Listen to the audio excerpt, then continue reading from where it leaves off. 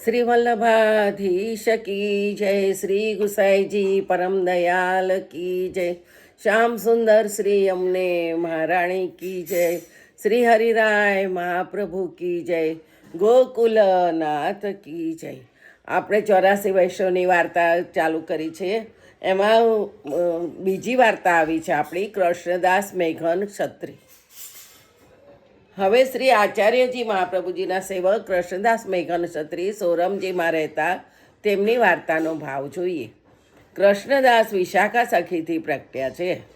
શ્રી આચાર્યજી મહાપ્રભુજી પૃથ્વી પરિક્રમા કરી 3 વાર કૃષ્ણદાસ સાથે રહ્યા હતા. પ્રથમ પરિક્રમામાં બદ્રીનારાયણના પરલી અને કિરણી નામે પર્વતો છે, ત્યાંથી એક મોટી શિલા પડી. તે કૃષ્ણદાસ મેઘને હાથથી રોકી રાખી. ત્યારે શ્રી આચાર્યજી મહાપ્રભુજી આપ બહુ પ્રસન્ન થયા અને અલૌકિક ફળ દેતા પરંતુ પરીક્ષા જોવા માટે આપે કૃષ્ણદાસને કહ્યું કે જે તું માગ. શું માગે છે? ત્યારે કૃષ્ણદાસે 3 વસ્તુ માગી.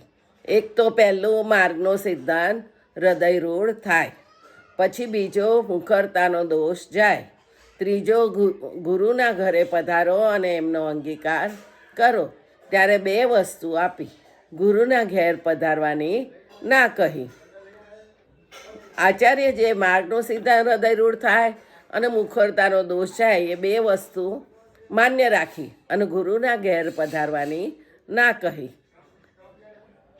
અલૌકિક દાન શ્રી આચાર્યજીએ छिપાવી લીધું. 2 વસ્તુ આપી. ગુરુની ના કહી. તે દૈવી જીવ ન હતો, દૈવી વિના આ માર્ગમાં અંગીકાર નથી. આ પ્રકારે 2 વસ્તુ આપી સમાધાન કર્યું. ગુરુભાવ રહ્યો, તેથી માર્ગનો અનુભવ પણ ન થયો, મુખરતાનો દોષ પણ ન ગયો. પ્રથમ સામર્થ્યથી કંઈક ઘટ્યું. આવી રીતે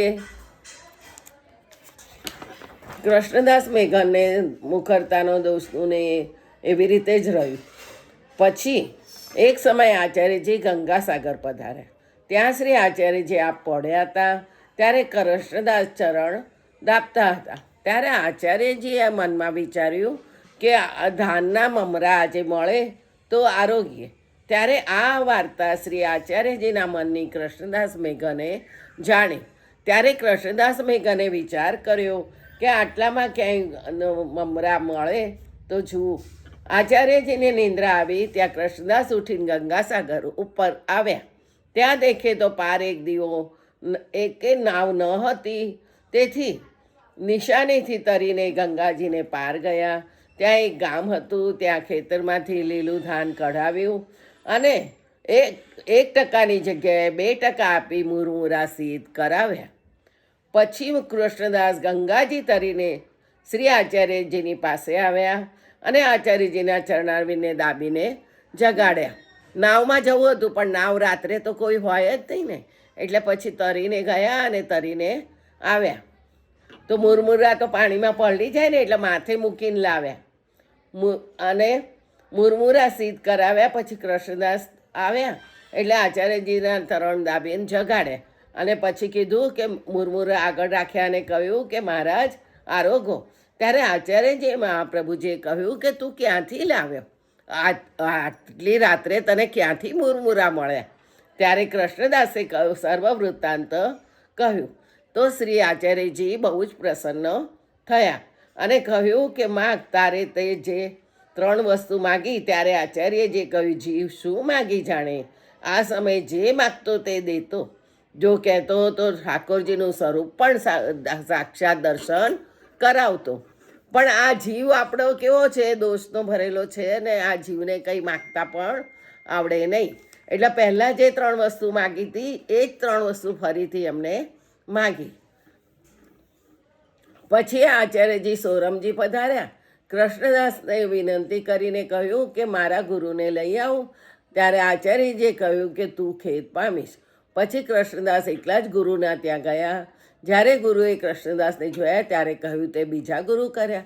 ત્યારે કૃષ્ણદાસે કહ્યું મેં તો બીજા ગુરુ નથી કર્યા, પણ મારા ગુરુ તો આપ જ છો. પરંતુ તમારા પ્રતાપથી મેં પૂર્ણ પુરુષોત્તમને મેળવ્યા છે. આવી રીતે પૂર્ણ પુરુષોત્તમ હોય તો મારા હાથ ન બળો. એવી રીતે હાથમાં અંગારા લઈને એની સાબિતી કરીને બતાવી છે. કૃષ્ણદાસના હાથ પકડી પોતાના હાથથી અગ્નિ નાખી દીધો અને કૃષ્ણદાસ ત્યાંથી ખેદ પામીને ઉઠી આવ્યા. આવી રીતે ગંગાસાગર તીરે પધાર્યા. ત્યાં રાત્રે પડ્યા હતા તો અડધી રાત્રે મુરવારાની વાત મનમાં આવી. તે પણ કૃષ્ણદાસે પૂરી કરી અને પછી જીવથી ન થાય પછી કૃષ્ણદાસે ચરણ દાબીને કર્યું અને આરોગીને બહુ પ્રસન્ન થયા. આચાર્યજી મુરમુરા આરોગીને બહુ જ પ્રસન્ન થયા. ત્યારે 3 વસ્તુઓ માગી હતી. ત્યારે પણ આચાર્યજી કહેતા હતા કે જીવ તો શું માગે, જીવનું માગવું જ બાધક છે. માગે સર્વસ્વ જાતે હે પરમાનંદ ભાખે. ગુરુનો ભાવ જીતમાં હતો, તેથી મહાપ્રભુજીના વચન ઉપર વિશ્વાસ ન થયો. એકવાર દીધું તે દ્રઢ છે, ફરી શું માગવું, અને માર્ગની દુર્લભતા બતાવી. પછી ફરીથી આ હૃદયરૂઢ થયા પછી કદાચિત ગૌપ્ય વાર્તા હોય તે બધાની આગળ કહે. ત્યારે વૈષ્ણવે આચાર્યજીને કહ્યું, મહારાજ, કૃષ્ણદાસ તો ગૌપ્ય વાર્તા બધાની આગળ કહે છે. ત્યારે આચાર્યજીએ કૃષ્ણદાસને પૂછ્યું કે તું ગૌપ્ય વાર્તા બધાની આગળ કેમ કહે છે? ત્યારે કૃષ્ણદાસે કહ્યું, આપ એને જ પૂછી જુઓ મેં શું કહ્યું છે. ત્યારે વૈષ્ણવને આચાર્યજીએ પૂછ્યું તો કૃષ્ણદાસ શી વાર્તા કહી? જે મહારાજ, અમને તો કંઈ સૂધ રહી નથી. ત્યારે આચાર્યજી હસીને ચૂપ રહ્યા. આવી રીતે કૃષ્ણદાસના કેટલાય પ્રસંગ છે. બીજા આવતીકાલે જોઈશું. જય શ્રી ગોખલેશ.